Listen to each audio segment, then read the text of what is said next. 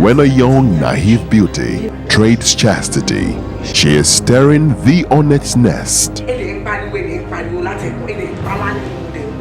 Fate cannot be blamed. It cannot be tamed either.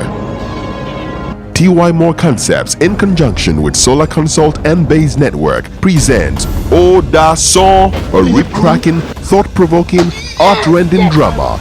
A Topway Brass production.